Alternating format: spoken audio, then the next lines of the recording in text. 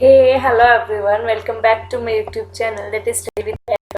हमारे UGC net के exam के लिए मैनेजमेंट कोड 17 का सिलेबस चल रहा है, राइट। और इस चैनल पे आपके डाउट्स को क्लियर करने के लिए डाउट क्लियरिंग क्लास रखी जाएगी, जिसमें ब्रीफ एक्सप्लेनेशन के आपके सारे डाउट्स को क्लियर कर दिया जाएगा। Let's begin. आज हमारी यूनिट 2 ऑर्गेनाइजेशन बिहेवियर की क्लास 10th है गाइज। हमारी यूनिट 1 जनरल मैनेजमेंट भी साथ में चल रही है, उसका हाफ सिलेबस कवर हो गया है उस यूनिट का। आपने नहीं देखा है तो चेक करो, लिंक्स डिस्क्रिप्शन में मिल जाएंगे टॉपिक वाइज, ठीक है। ये आपका यूनिट 2 का सिलेबस है, इसको मैंने आपको क्लास 1 में भी इंट्रोड्यूस करवाया था। देखो जो आपका ये red portion organization behaviour, significance and इसकी थ्योरीज, ये हमारा कंप्लीट हो गया है। हमारा पर्सनैलिटी एंड लीडरशिप का फुल कंसेप्ट कंप्लीट हो गया है। आज हम करेंगे कि इंडिविजुअल बिहेवियर क्या होता है एंड व्हाट इज परसेप्शन। हम परसेप्शन का कंसेप्ट कंप्लीट करेंगे आज, ठीक है। और कल की क्लास में हम करेंगे मोटिवेशन। एंड तक बने रहना, क्योंकि आज हम थोड़े एमसीक्यूज की भी प्रैक्टिस करेंगे, परसेप्शन से रिलेटेड एक दो एमसीक्यूज करेंगे, ठीक है। सबसे पहले आज हमने देखना कि इंडिविजुअल बिहेवियर क्या होता है, परसेप्शन क्या होता है एंड परसेप्शन का प्रोसेस क्या है।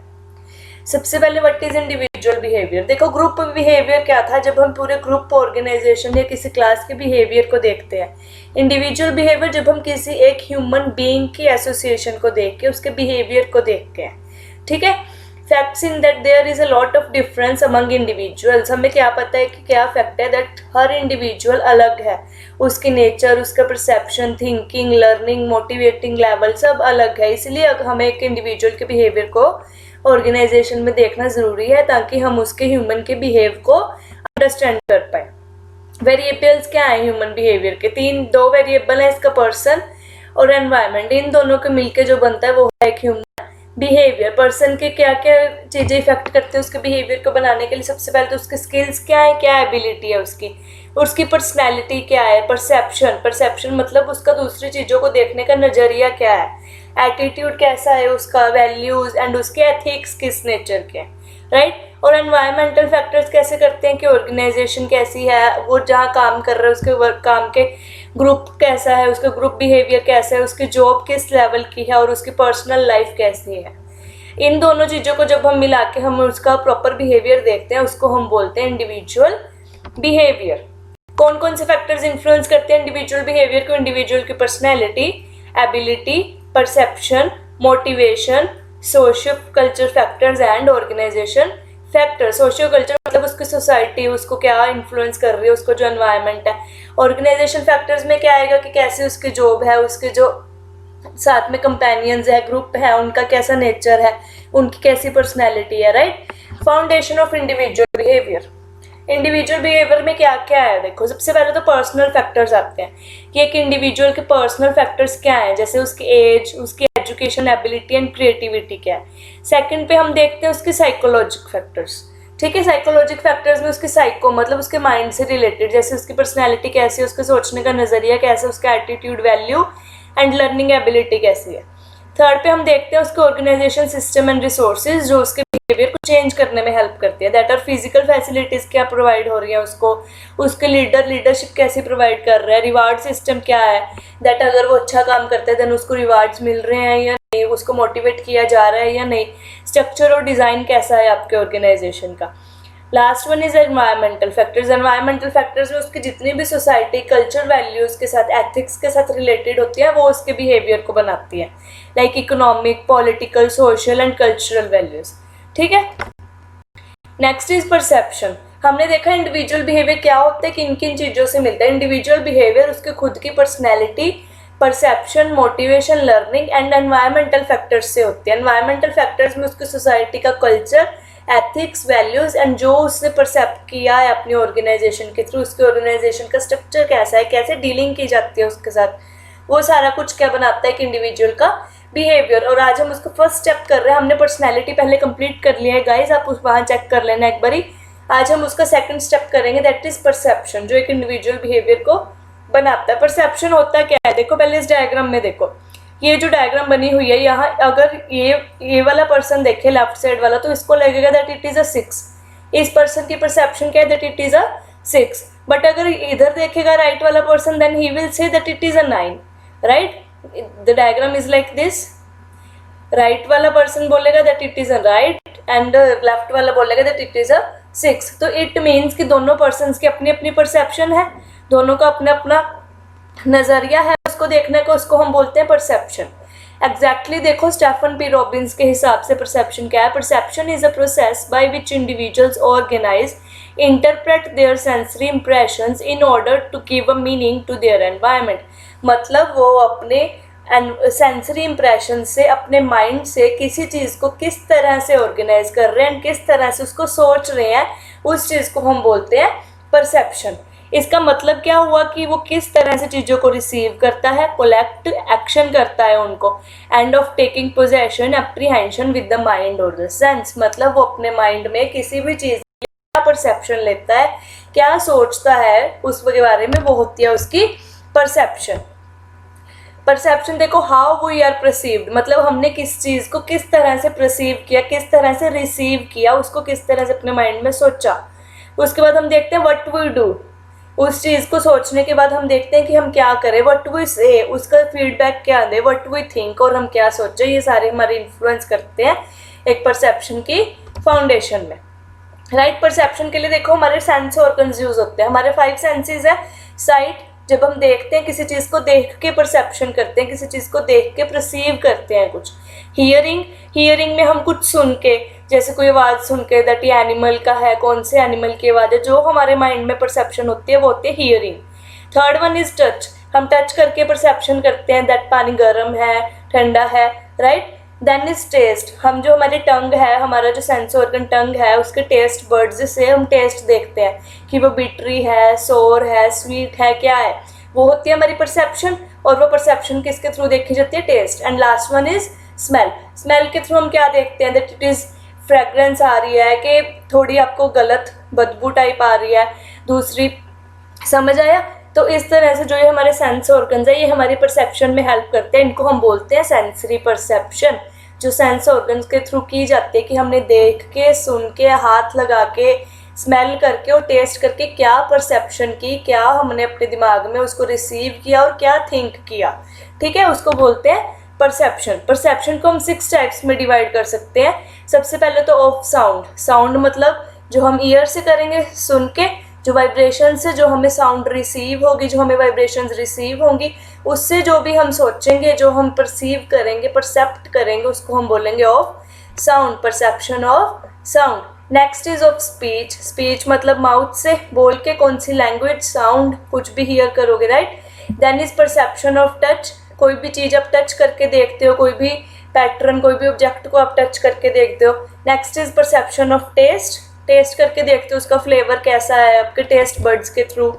अदर सेंसेस, अदर सेंसेस में क्या आता है, पेन, टाइम, सेंसेशन, आप इनके थ्रू जो भी परसेप्ट करते हो, right. And the last one is social word, social word के थ्रू जो आप पीपल के बारे में, लोगों के बारे में जो परमिट करते हो, जो सोचते हो अपनी इंडिविजुअल और ग्रुप के लिए, उसको हम बोलते हैं आप सोशल वर्ड। जैसे इसमें एक बहुत अच्छी एग्जांपल ली गई है, देखो Sonu goes to a restaurant, Sonu एक रेस्टोरेंट में गया and like there customer service, और जो उनके कस्टमर को डील करने की सर्विस थी, उनको अटेंड करने की सर्विस थी, वो उसको बहुत अच्छी लगी। So he perceive that it is a good place, तो उसने क्या परसीव किया, उसने क्या अपने दिमाग में रिसीव करके सोचा कि ये जो रेस्टोरेंट है बहुत अच्छी प्लेस है, क्योंकि वहाँ पे क्या है, कस्टमर सर्विस अच्छी है, राइट। सो इट मीन्स ये सोनू का क्या हुआ, परसेप्शन। इसी तरह से हम परसेप्शन को इन 5 सेंसेस के थ्रू देख सकते हैं। हम कुछ कोई भी चीज़ देख के उसका परसेप्शन लगा सकते हैं, सुन के, हाथ लगा के, राइट। समझ आया इतना।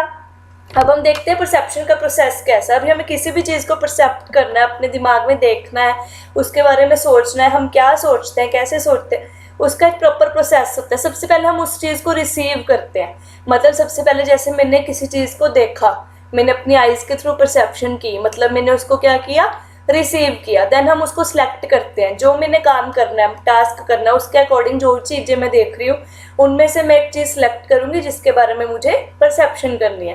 देन उसको ऑर्गेनाइज करते हैं हम हमारे टास्क के हिसाब से, एंड देन आंसर, हमारा जो फीडबैक है, परसेप्शन है, वो इंटरप्रेट कर लेते हैं। इसको डीपली देखते हैं। सबसे पहले receiving, in this person collect information and receive information through sense organs, वो इन्फॉर्मेशन को कलेक्ट करता है, रिसीव करता है थ्रू 5 सेंस ऑर्गन्स, जो हमारी है देखना, सुनना, सूंघना, स्वाद लेना और टच करना, मतलब छू के देखना कि वो गर्म है, ठंडा है, कैसी है वो, राइट। उसके बाद हम सिलेक्टिंग करेंगे। सिलेक्टिंग कैसे करेंगे?